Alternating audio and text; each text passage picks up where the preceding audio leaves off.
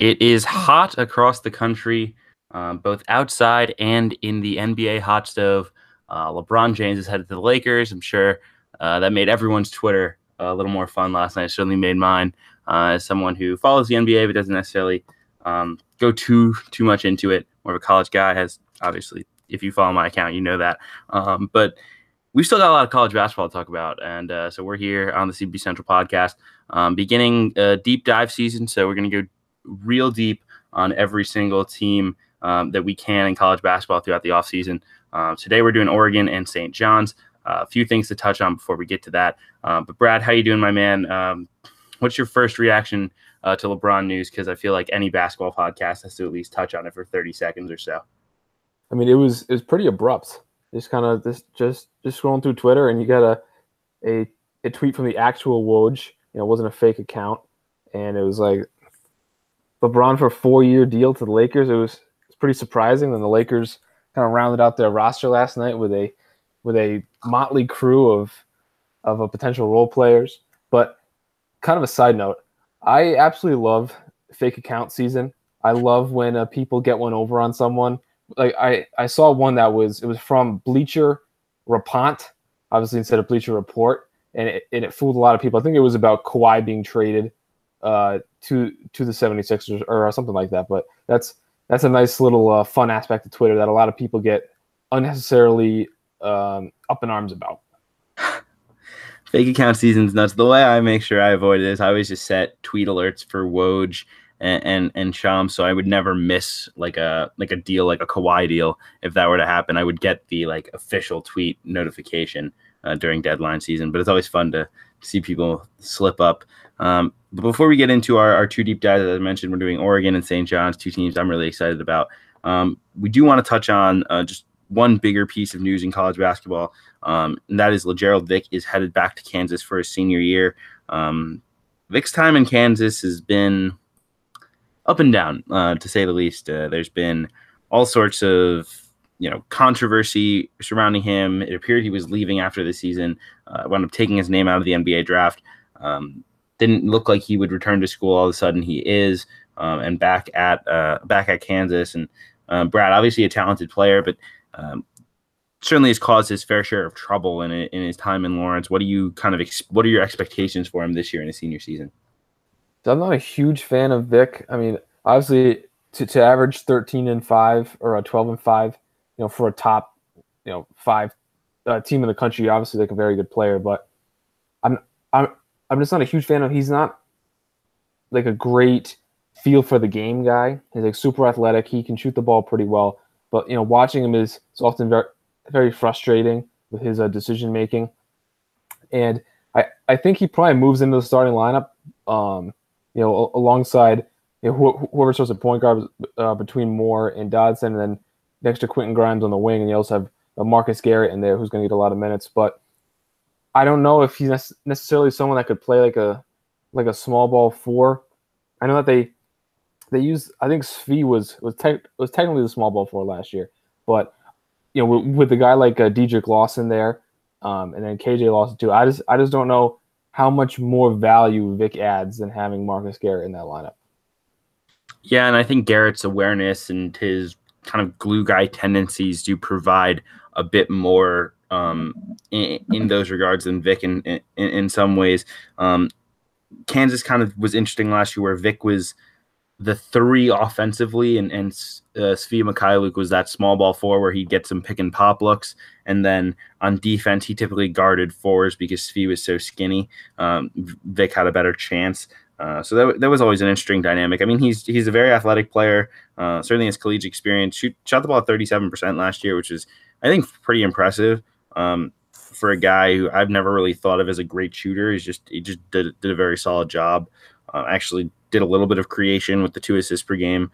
I kind of agree that Garrett might provide more, but I think perhaps this also does provide, just a chance for him to be humbled. Leaving the team, maybe going into a bench role. I could see him being a super valuable 6th man if that's a spot where he is willing to accept that role. I think a bench with, to say, him, Charlie Moore, and then Silvio De Souza is just absolutely absurd in terms of the athleticism and the scoring upside. So the Jayhawks get deeper, the Jayhawks get better, even though I know neither of us are super high on LeGerald Vick. I think that was really the only big news. I mean, whenever a guy who averages, double figures kind of falls out of the sky and lands onto a top 5 team, is always a big deal. Kind of similar to Reed Travis going to Kentucky, which we talked about a lot last time. Obviously Travis is much better than Vic, but still definitely a noteworthy addition to this team, which is going to be one of, if not the deepest team in the country. And I can't wait to see how the minutes are distributed, especially in the front court, where you have a bunch of different centers and guys like Lawson who could potentially play small. It's going to be very interesting to watch. Yeah, absolutely. And Kansas definitely a team we will go in depth on at some point this offseason and look to spend 20 to 30 minutes on them in a podcast. And that's really what we're looking to do for much of the rest of the offseason, is these deep dive type shows where we're going to give you 20 to 30 minutes, as much analysis as we can, that you wouldn't necessarily get anywhere else on one team. We'll do 2 an episode, and that's what we're starting off with today, Brad, with Oregon and St. John's. I think we'll start with Oregon, and this Oregon team made a huge splash. This is the other big addition of the college basketball week, with Ehab Amin kind of rounding out their roster for next year, even though they do have several scholarships available. Can't imagine there's going to be a player added to the rotation at this point. But this has a chance, in my book, to be one of the most interesting teams in college basketball. I don't know where you necessarily want to start, but why don't we just start with the Amin addition? What do you think he brings to the table? Obviously, statistically, he's been a very nice player for Texas A&M Corpus Christi, contributes defensively, a good slasher. To me, it's just a really nice piece to either start or come off the bench, playing either guard spot. Yeah, so I think the Amin and Peyton Pritchard backcourt has some pretty solid potential. Obviously, he's replacing a guy in Elijah Brown, who is a big-time scorer and a very frustrating player to watch. I don't think he's even remotely the same player. I think he's more of a team guy than Elijah Brown was, and he's obviously not the shooter and scorer, but defensively he's going to make a major addition. And I would assume that Amin starts. Victor Bailey, I think, would also get some consideration at that 2-guard spot, and maybe even Will Richardson, who's an incoming freshman. But I mean, it's absolutely a huge addition. I kind of also wanted to start with kind of a synopsis of Oregon last year. So I mean, they finished 75th in KenPom. They were a 3 seed in the NIT, lost to Marquette in the second round after beating Rider in the first round. They were 10-8 in the Pac-12. But the main problem with them seemed to be their lack of cohesion, because they had some very talented players, many of them newcomers to the team. They were 340th in the country in minutes continuity. They only returned 18% of minutes from the previous season, which was obviously that Final Four team that lost many players to early entry to the NBA. So they returned 18% of their minutes. The average in the country is 48%, and that was definitely a main contributor to their struggles. And then, besides like obvious anomalies in terms of minutes returning, like Duke and Kentucky, most notable programs with that low of continuity were very bad. So among teams that were in that 25% or lower range, in that bottom 300 in the country in terms of minutes continuity, Pitt, Cal, South Florida, Memphis, Iowa State, Dayton, East Carolina, and then you got two pretty good teams in there as well, with Syracuse and Western Kentucky, along with obviously Duke and Kentucky, who have these transcendent recruiting classes every year. Yeah, I think that's a super valuable thing to kind of bring in, and Oregon was they were kind of forced into this spot given some of the draft departures, and I think Dana Altman did a really good job of just bringing in grad transfers who made this team competitive. And they weren't all that close to the bubble, but at the same time, they could have easily been. They lost so many close games last year, especially in Pac-12 play. I'll just run through their Pac-12 losses here. They lost just going backwards from the conference tournament all the way up through the season. They lost by 20 to UCLA, not UCLA, USC in the Pac-12 tournament. That was their final game of the Pac-12 tournament. That was a pretty big blowout. But other than that, they lost by 2 at Washington State. They lost in overtime to UCLA on the road. Lost by 2 to USC. A 35-point loss at Stanford. A 5-point loss to USC. 7 at Arizona. 12-point loss at Oregon State, and a 10-point loss at Utah. They were in a lot of games. And then even in the non-conference, they had a 10-point loss to Oklahoma, a 3-point loss to Boise State, and an 8-point loss to UConn. This team wasn't that far away, where if they stole 3 or 4 of those games, they could have been right on the bubble. And I think some of that continuity that's where that comes into play, as well as the depth. I don't think they had the requisite depth to be a contender last season. They were pretty thin, but overall, I don't think this team was as bad as some people really thought, and they gave a lot of people a tough test throughout Pac-12 play. Yeah, so they were 235th nationally in terms of using their bench, and I was watching some Oregon film earlier this morning. I watched some of the first half of a game late in the Pac-12 season, and the lack of continuity and like the lack of cohesion among the players was so apparent.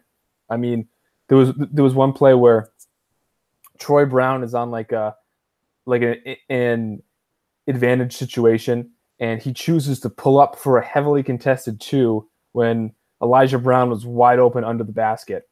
There's another play where Mikhail McIntosh gets an offensive rebound, and Elijah Brown was right behind him for an open 3, and Brown started to run back on defense. McIntosh didn't see or didn't realize, and just threw the ball straight out of bounds. And there's just plays like that. The players were clearly frustrated with each other. Even Brown and Peyton Pritchard were hitting shots, but they were taking really tough, difficult, contested looks. The ball wasn't moving very well. It was a lot of one-on-one. It was just definitely indicative of a team that just never really gelled, because Mikhail McIntosh is very good. He's a borderline NBA player. Troy Brown, obviously, first rounder with the Washington Wizards, and then Pritchard is one of the best players in the Pac-12. Elijah Brown's a great scorer, but I mean, it just never really clicked. Yeah, I completely agree, and that's something I saw even from them. I didn't see as much as I would have liked of them last season, just because West Coast games and things of that nature. When you're an NIT team, pretty much from day one, don't necessarily get the credence in my time that I might have liked. But I have kind of reviewed some of what they've done last season, and then I think the question is there's not a lot of continuity from last year to this year. Now, obviously, Paul White is back. Peyton Pritchard is back, and Victor Bailey, as well as Kenny Wooten, are the 4 key rotation players, along with Abu Kigab, who played for the Canadian national team last summer and had a small role with this Oregon team last year. Those are the returners. But then it's a lot of new faces. And Brad, do you want to touch on those? I mean, this might be the best recruiting class, top to bottom in the country. Yep. So they have four incoming freshmen plus Ehab Amin. All 4 of the players are ranked in the top 75.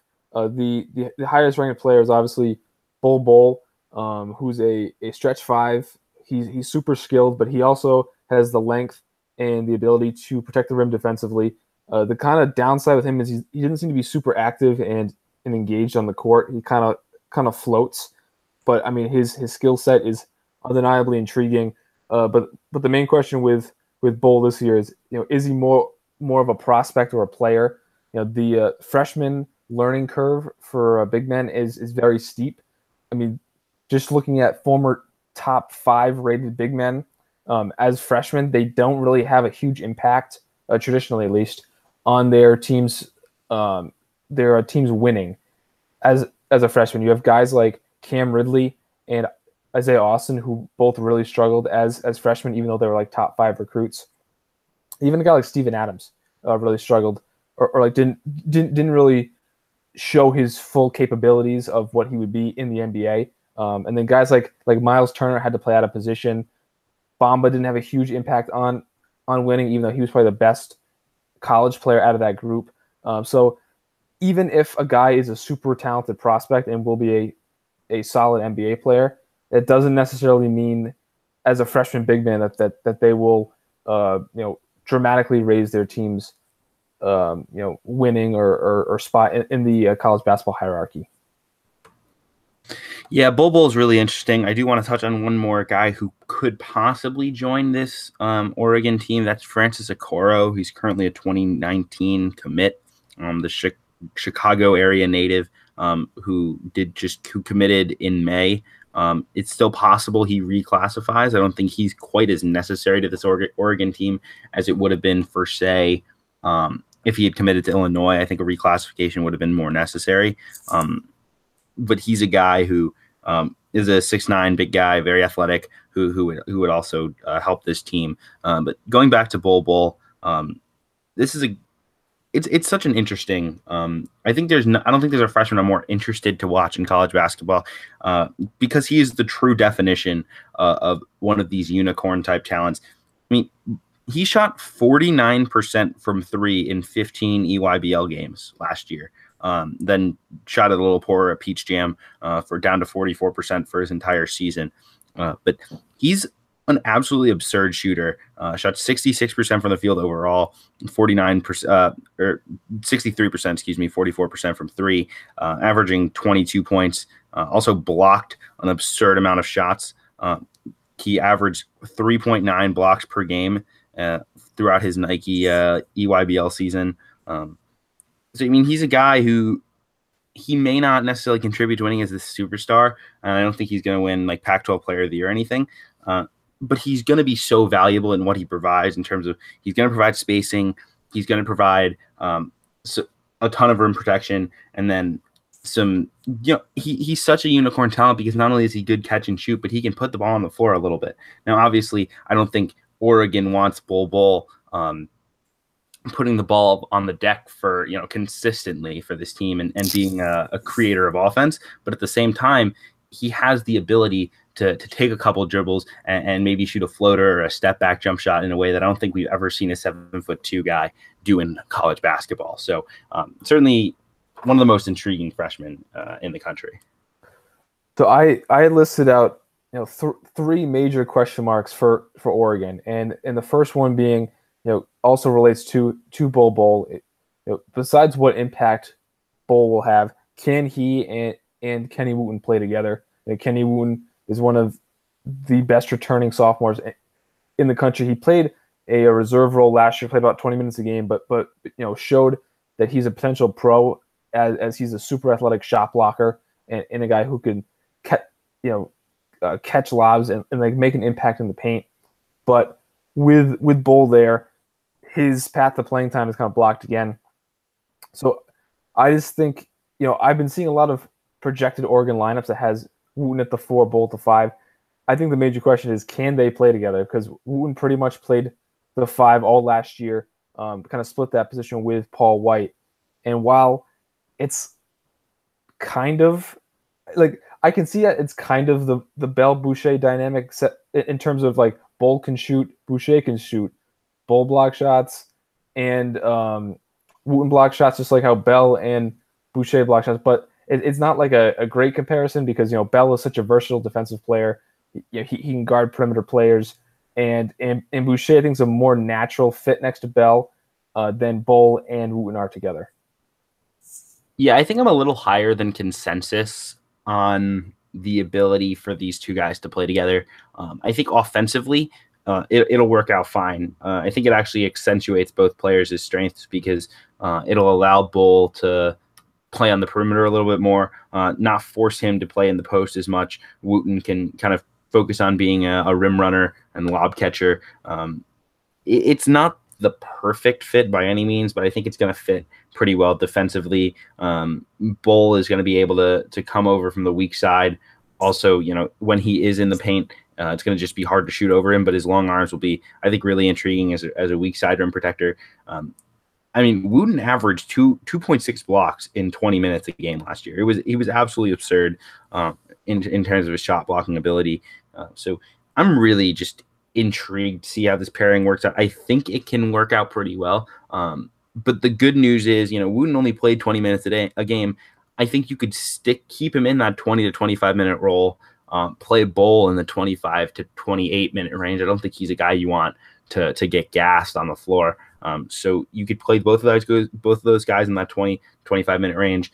Paul White remaining in that 20 to 25-minute role, and then all three can play together. You're never going to play all three together. So two on the floor at once, each of them providing a different skill set. Yeah, I think it's also going to be interesting to see if White can effectively move from the 5 where he played last year, back up to the 4. Because I mean, there's no minutes for him at the 5, but his floor spacing and his ability to face up and shoot could be very valuable to this team.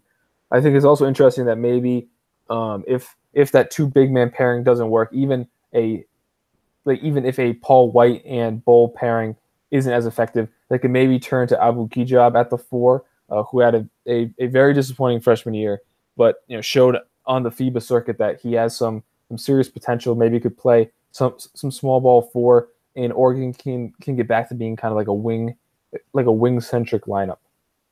Yeah, I was also thinking about Lewis King potentially getting some minutes as a small ball 4. I think there could be kind of a death lineup of Pritchard, Amin, Will Richardson, Luke King, and then either Bowl or Kenny Wooten at the 5. Bowl, you could potentially go 5 out and just space you out and get one-on-ones everywhere on the perimeter. With Wooten, he could set lots of screens, roll to the rim, attract attention for open shooters. So I think there's a ton of lineup flexibility, and I did really want to touch on Luke King because he's a guy who is as talented as any recruit in the country. I know there have been concerns at times about his motor. He's been a recruit who's kind of went up and down. At one point seen as a definitive top 10 guy in this class, now kind of hovers in that 20 range. But to me, he's a guy, him and Cam Reddish have been the 2 recruits where we've consistently heard about the motor not necessarily being there, but at the same time, just the absurd amount of upside that he has. He's got a game-ready body. On the EYBL circuit, average 17 points per game in less than 25 minutes of contest, rebounded the ball well, has some ability to create off the bounce, very long arms to potentially get some steals. So I'm excited about Luke King's potential, where he's not being thrust into a situation where he has to produce huge production right away, but at the same time being allowed to kind of develop as the season goes on with his considerable upside. I think Oregon kind of needs King to be that secondary scorer. I mean, just like looking at a potential starting lineup, let's just say, I mean, the one that I have right now is Pritchard, Amin, King, White, and Bowl. So I mean, I think King is probably the second leading scorer in that lineup. I mean, White is more of a complementary piece, even though he's an older, experienced player. Same with Ehab Amin. He's more defensive minded, and then Bowl with his kind of inconsistency and up and down play. I think King really needs to be that second scorer for Oregon, and I think he's currently injured. I think he's supposed to be ready for the start of the year, but that's one of my major questions for Oregon is will King be ready both health wise and in terms of production to be a big scorer, like a secondary scorer on a potential top 20, top 15, wherever people have Oregon squad, like a team that could win the Pac-12 and maybe even I've seen people have Oregon in the top 10, which I think is very aggressive, especially relying on these guys like King and Bowl who are super talented but have legitimate concerns about their up and down play. Yeah, I will say one thing about this recruiting class, and it's these guys all come from very high level programs. Will Richardson went to Oak Hill. He's a guy we haven't touched on yet, but he's a top 50 recruit in his own right, an extremely talented guard who's had a lot of really good performances this last year or so in both AAU and in high school basketball. Lewis King played for Hudson Catholic, a top program in New Jersey. Bowl went to, I believe he was at Hillcrest Prep in Arizona. I could be wrong on that. I had that listed and I've misplaced it. But those 3 core recruits have played a lot of high level basketball between AAU and high school, combined with Ehab Amin, who's super experienced. I think there's a lot of game ready aspect to this team that you might not see from other top recruits. Yeah, I think that Richardson is, I wouldn't say he's the biggest X factor, but he's definitely a X factor for this team. He's a lefty scoring guard. You mentioned, he's a top 50 recruit. He can shoot. He can get to the rim. I think it's going to be very interesting to see, what kind of role he plays, because they have Ehab Amin, they have Victor Bailey coming back, who averaged almost 7 points a game as a freshman.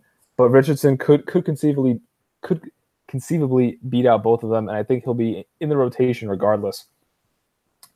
So he's someone that, if he can bring some competent minutes in there, Oregon could be even better than some people think. I mean, this top 9 of this rotation is legitimately very good. I think Miles Norris is probably the odd man out of the rotation. He's the 10th man on the team. He's more of a long-term piece, kind of like a face-up 4-man who can shoot a little bit. He's kind of awkward though with his movements right now. I think he's more long-term, but he's a top 75 recruit in his own right too. So when the one person in your rotation is the one person out of your rotation is a top 75 recruit, just speaks to how deep this team is. Yeah, I completely agree. I did want to touch on the best player on this team. We haven't really gotten into him too much, and what type of believer you are and I am in Peyton Pritchard. He's a guy who really went under the radar last year, just because of the amount that Oregon really went under the radar. They were never really out of it, but never really in it. This is a guy who averaged 15 points, 4 rebounds, 5 assists. Shot 58% true shooting percentage, 41% from 3, despite being circled on most scouting reports. Took care of the basketball pretty well with a 2.5 to 1 assist to turnover ratio. He's one of the better point guards I think of the country. But I'm interested to see how his role develops next to these top players, whether it's Bol, whether it's Liu King. How much of the ball will he see? How much of a scoring onus will be on him versus how much will he be looked to more as a natural distributor? I'm really excited to see his progression this season. Yeah. I think he's definitely Oregon's best player in terms of college, and I think he's definitely one of the best players in the Pac-12 or even the country. I mean, he averaged like 14 a game this year or last year. I think he could get up into that 16 to 18 range this year, and like really cement himself as like an all Pac-12 player. His distribution improved last year, and that's with a team that wasn't, the pieces that didn't exactly fit. I think this team, the pieces could fit better. Guys like King and Bailey and Richardson, and even the bigs like Bol and White can all shoot the ball. So I think that his assist numbers could also take a huge step up.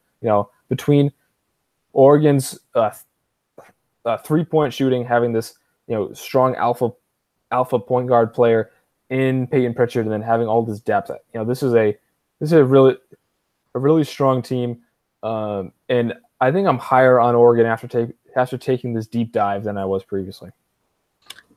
Yeah, and I think we do have to remember that Dana Altman is their coach and one of the better, I think, coaches in the country in terms of the job he does, not only recruiting, but his ability to develop talent and coach guys, find hidden gems like Chris Boucher and develop them over time. I think this team will get better as the season goes on, as they get more experienced. I think, to me, they're the best team in the Pac-12 going into the season. I have them at number 2 behind Washington. Previously, I had them right outside the top 25, mainly because of, I had mentioned previously, relying on King and Bol, who are more up and down players and are freshmen, and kind of what I detailed about the freshman big man earlier. But I think I'm leaning more toward including him toward the back of the top 25. I still think that having them in the high teens or even top 10 is way too high, but I think anywhere between 15 to 25 is a very, very reasonable rank, and then either first or second in the Pac-12 for Oregon. Yeah, I'll chart my kind of time on Oregon. So right after the season, I put them at number 9 in my preseason poll, my directly after national championship game poll, and then right after draft decisions, I kind of thought it over more. I moved him down to number 14. I think that's about where I'll have them going into the season, somewhere in the 12 to 17 range. Number 1 in the Pac-12. I'm high on Washington, not quite as high as you are, Brad. I just think with this team, the athleticism, the experience at point guard, which is something I really look at, the coaching, just up and down. It's a lot of things that I really like in a team, and so I'm kind of falling for them. Ehab Amin certainly helps them, just as a defensive pest and a guy who Peyton Pritchard's not the best defender. Now, he's better than he gets credit for, I think. But I think adding a guy like Amin is really valuable in that it lets Peyton Pritchard guard the lesser offensive guard of the two, where he can guard maybe some twos who aren't as good scorers, who are more kind of glue guy twos, and let Ehab Amin handle some of the star guards, like maybe a Jalen Hands when they're playing UCLA, for instance. I think they've just plugged a lot of holes for me to have them as a top 15 team. Yeah, so looking at the top 25 composite, finding 16 of these early top 25 polls, Oregon's average ranking is 17.88. The highest is, someone has them at 10th, and they're in 13 of the 16 top 25. So I mean, this is pretty clearly a composite top 25 team at this point, and no one has them in the top 10 anymore. But you mentioned you had them at 14, and then most have them around this 17 or 18 spot. I think that's about right. I do want to mention real quick on Oregon is there is some breaking news around the college basketball landscape. Bryson Williams, who did visit Oregon during his recruiting process, is just committed to UTEP, to Rodney Terry and staff. So that's not an addition that this team will be making.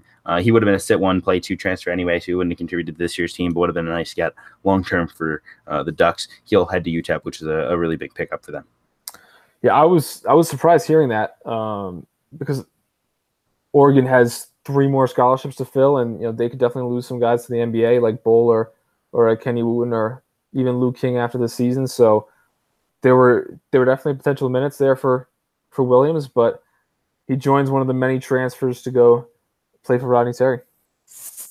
Yeah, it's definitely a huge get. I think we should transition now over to the second team that we wanted to go deep in on this show. This is one that we had a couple of requests to do in St. John's on Twitter. And as always, guys, feel free to send in which teams you want to hear about, and we'll try to get to as many as we can this offseason. But St. John's, this is a pivotal year for this program. This is a pivotal year for Chris Mullen. I think we should definitely start by summing up what last season was, Brad. And it was definitely an interesting season for the Johnnies. Started so promisingly. I saw this team play against they played against St. Joe's at a event at Mohegan Sun in December, and this is a team that was playing extremely good basketball. Had gotten several wins out of the gate. Did lose that one game to Missouri that they probably shouldn't have, and had the loss to Arizona State. But otherwise, they were sitting pretty and looked to be a clear NCAA tournament team. And then it all fell apart after that game. They lost 11 games in a row to start Big East play, then rattled off 4 in a row, including Duke and Villanova, and then dropped 3 of 4 to end the regular season, beat Georgetown in the Big East tournament, and then fell to Xavier. And it's overall 16-17 season, and Chris Mullen yet to really make a move, still under 500 in year 3. This has to be the year, right, Brad?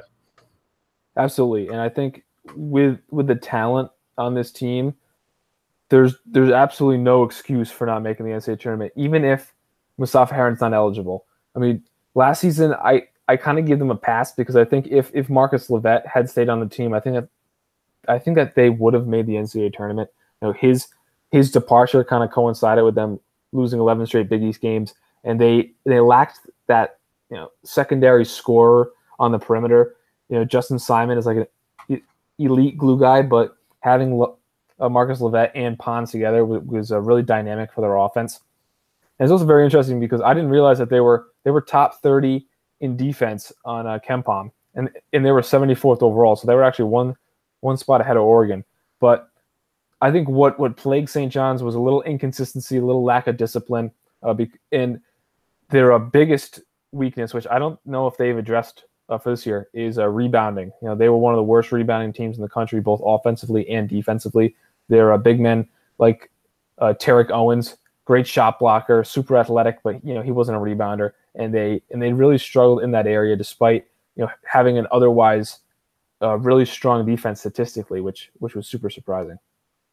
Yeah, they improved a lot defensively, and that was something that Chris Mullen talked a lot about in the one press conference I was at after that St. Joe's game, is how much they'd improved on that end of the floor. And I think Simon helped a lot with that in terms of his versatility. He's an excellent rebounder as a guard, but as you said, they don't really address too much that rebounding concern. But let's see what they do address. Let's kind of go through this recruiting class that they have coming in. So they first have 2 transfers who sat out last season who will be eligible this year.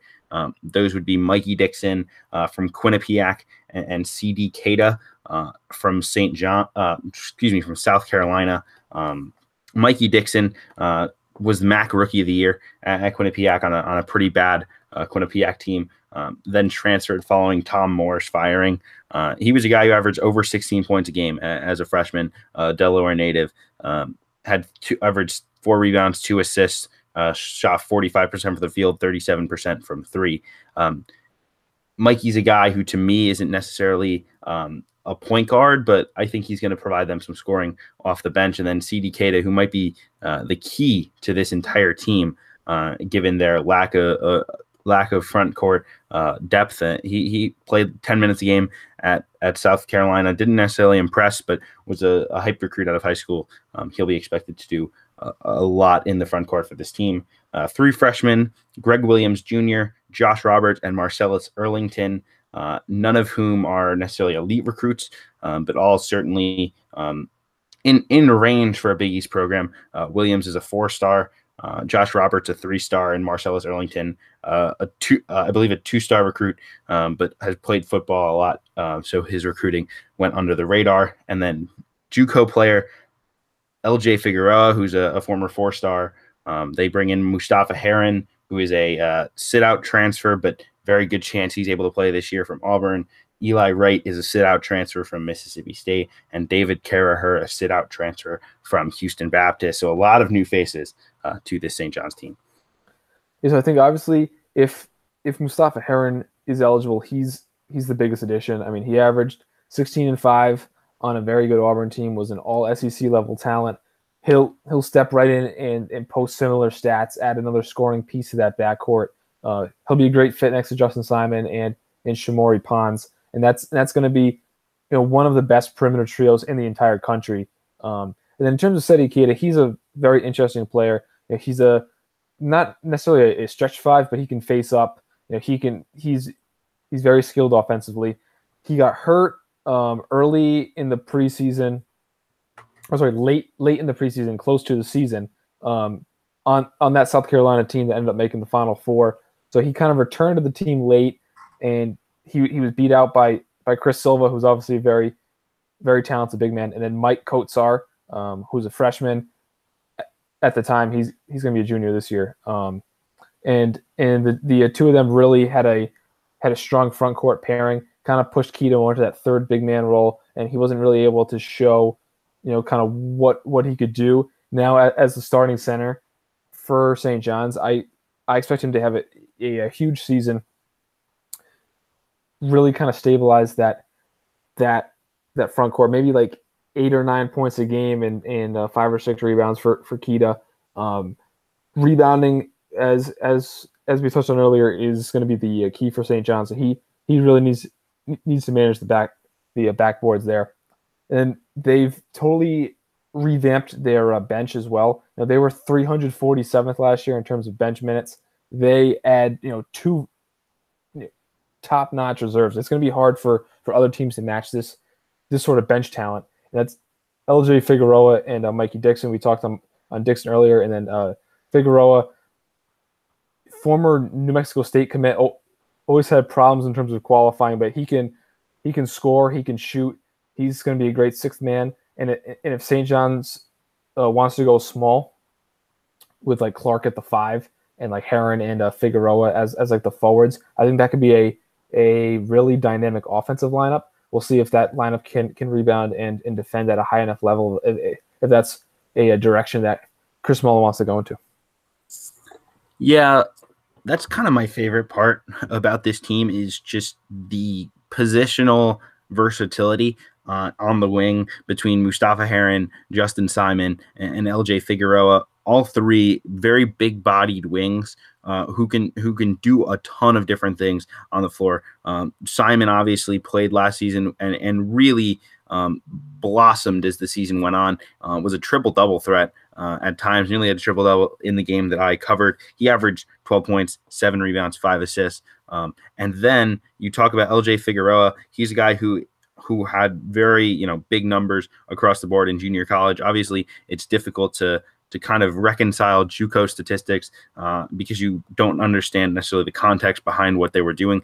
But he's 6'5", about 200 pounds at this point, and he averaged 21 points, 6 rebounds, 4 assists, shot 48% from the 3, and then obviously Mustafa Heron, who averaged 6 rebounds as a freshman, 5 rebounds as a sophomore. As you mentioned, the 16 points per game last season. They just have so much versatility, so much rebounding, and so much switchability on defense in that 2 through 4. I really cannot wait to see the first Pons, Simon, Heron, Figueroa, and then either Marvin Clark or Sidi Keita at the 5. I just think there's so much excitement about a lineup like that. And then obviously you have the small guard you can play behind Pons and Mikey Dixon, who can be a scorer and create his own offense. You have another guard who can score off the bench in Greg Williams. You have and then 2 bigs who will help in the front court in Josh Roberts and Marcellus Earlington, who will give them minutes behind Marvin Clark and Sidi Keita. Yeah, I think that Roberts and Earlington are going to have to play at the 5 and in the 4 respectively. Earlington's like that prototypical like undersized kind of physical 4-man. And then Roberts is like a long, athletic kind of finisher, shot blocker, like a long-term piece. I don't think either of them probably projects as, being able to provide competent minutes right away. I mean, they're both ranked in the 260s in the 24/7 composite. I know you mentioned with Earlington, he was a football player, so that's why he was so under the radar. Then this team loses Tarek Owens and Bashir Ahmed, and then both of those guys were very good players. I think that Figueroa and Sedi Keita should be able to replace their talents and production. Obviously, Mustafa Heron's a much better player than Bashir Ahmed, but that could be something to watch. That all these new pieces blending together. It's also important not to forget that two starters are leaving this team.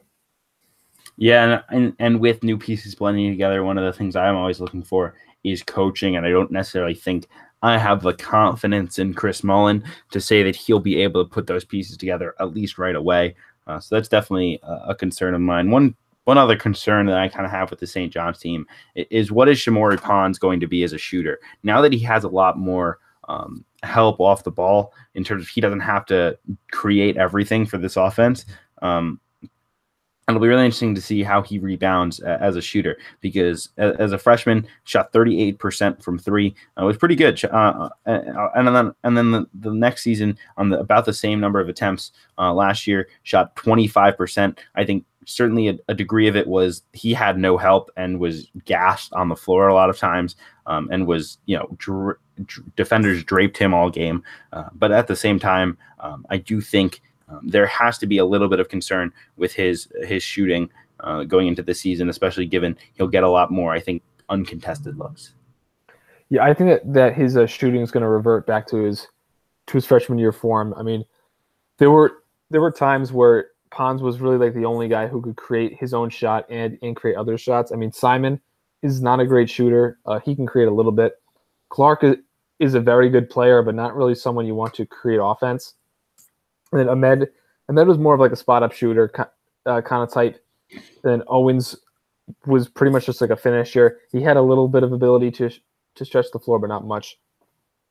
So that was just so much a responsibility on Pons. And now that you bring in all this additional offensive talent, Heron, Figueroa, Dixon, etc., and they got like Seti Kita, who I think is probably a better offensive player than Owens. Just that increased talent level, I think will pay huge dividends for Pons and his shooting ability. Yeah, that's kind of where I lean as well. What are you thinking? In terms of starting lineup here, because I think it's probably day one. Let's assume that Heron is eligible. I think he will be. Shamori Pons, Justin Simon, Mustafa Heron, Marvin Clark, and Seti Kita. I think would be the game one starting five, with Figueroa, Williams, and Dixon off the bench in the backcourt. Roberts giving them and Erlington giving him some front court depth, and then we'll obviously see a little bit more of those small ball lineups throughout the game. Yeah, and then they also have Brian Trimble too, who was in the rotation this past year. He didn't play very well. He's like a shooter.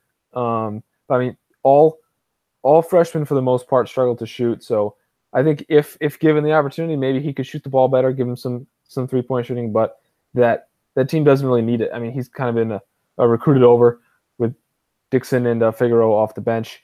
I think that we could see St. John's run like a more tight rotation with that top seven, and then Erlington and Roberts and Williams playing like very sparingly, like only when needed.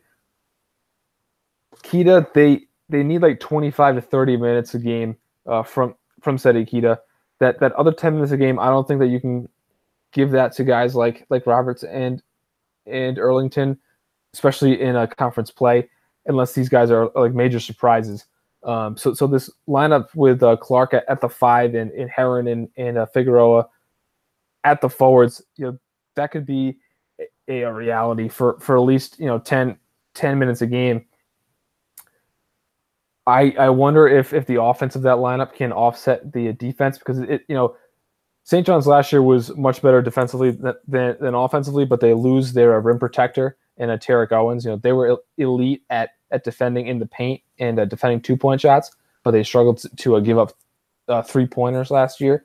And the year before, the offense was very good with Marcus Levette, Malik Ellison, Shamori Pons, etc., but their defense was atrocious. So I wonder if they can add these offensive pieces without losing what made them such a successful defensive team last season.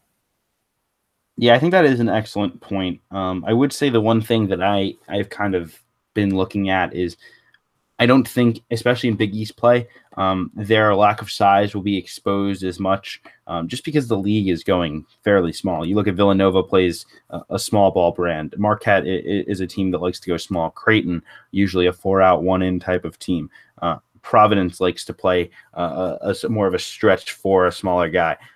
Georgetown definitely embraces a big man, but even they might go some smaller looks with Jamarco Pickett or Josh LeBlanc at the 4 next season, and then Xavier, a team that likes to space you out as well. So I do think the Big East especially has embraced kind of these small ball looks where St. John's might not be as exposed to some bigger teams.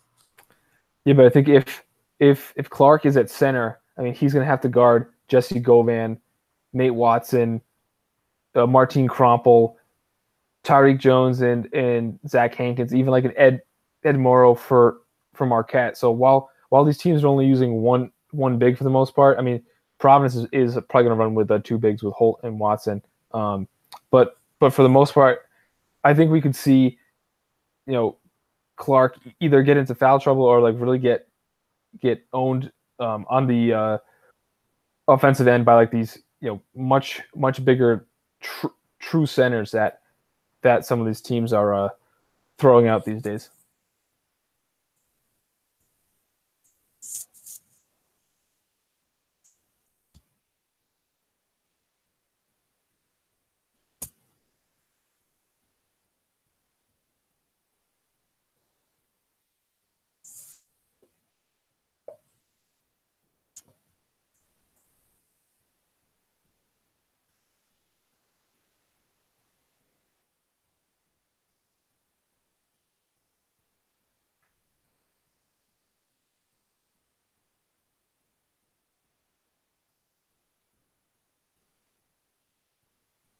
because they'll be so.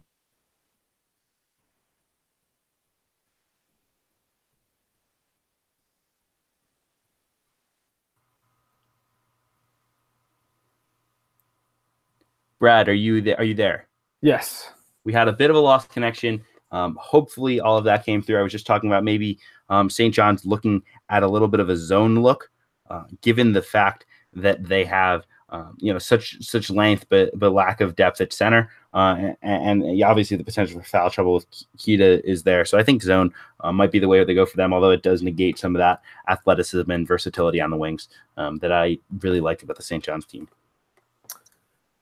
So I think we're kind of wrapping up St. John's. I just want to throw out some major questions that I had for St. John's, just as it's kind of like summing it up here. We've touched on most of this, but I think the major questions are: one, front court depth; two, their rebounding; three, the fit between all these talented scorers. Throwing guys like Mustafa Heron and Dixon and Figueroa into an already existing situation with Pons and Justin Simon and Marvin Clark.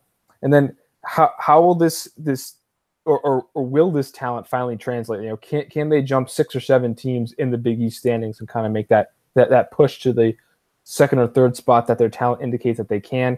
And if and when they go small, how effective will that be?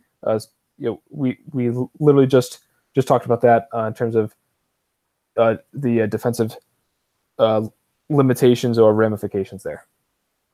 Yeah, it should be pretty interesting. Gut feel here. Is Chris Mullin done if they don't make the NCAA tournament?